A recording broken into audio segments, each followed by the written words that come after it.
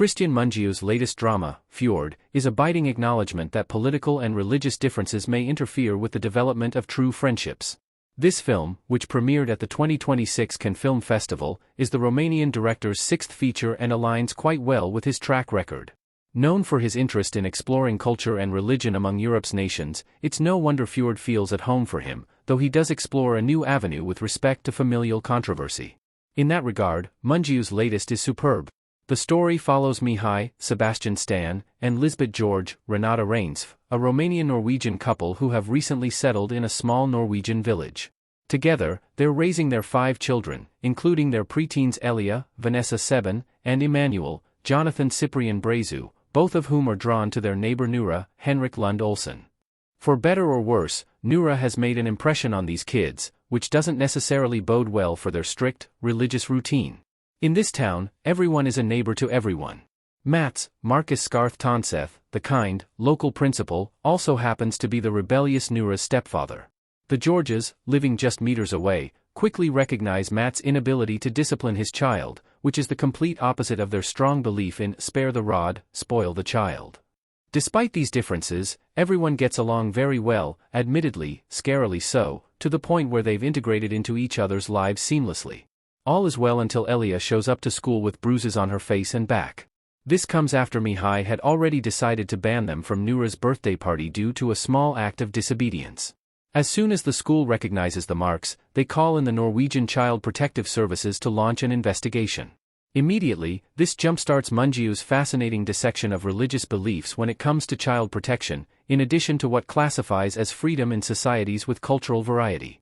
Fjord's incisive look at cultural differences will make you squirm. It goes without saying, but Fjord is the type of film capable of igniting arguments within friend groups split across the religious and political spectra. Interestingly, Mungiu never goes out of his way to form a solid opinion on the matter, but cunningly evaluates both sides of the argument as if they're valid and acceptable. At what point do we allow parents to take full ownership of their child's upbringing? Who's to say what's right for a child when it comes to culture and influence? These questions never really get answered, but they're at the heart of the film anyway. Fjord works because Stan and Reinsve are so committed to the tension of the script. What is fascinating about this feature is its ability to spark a modicum of disdain for any character at any given moment.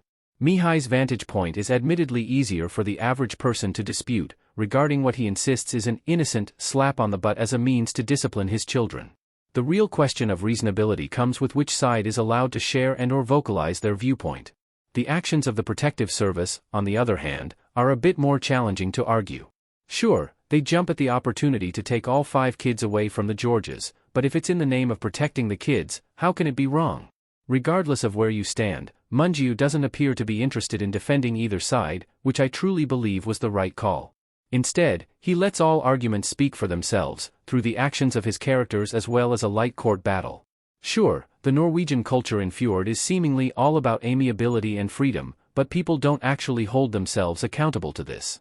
It all feels surface level, and witnessing these adults preach things they don't actually practice makes for an intriguing, if not squirm-worthy watch. All writhing and discomfort aside, Fjord works because Stan and Reinsve are so committed to the tension of the script. While Stan brings the stern stoicism, Reinsve brings compassion and pity for her family and their predicament. You may not agree with their methods, but it's hard to determine if they're getting what they deserve, especially because of misplaced trust and friendship. Can you truly befriend or even develop an acquaintance with someone of dramatically opposing views? The optimist in me says yes. But when it comes to the development and protection of children, Mungiu proves it's grayer than I care to admit.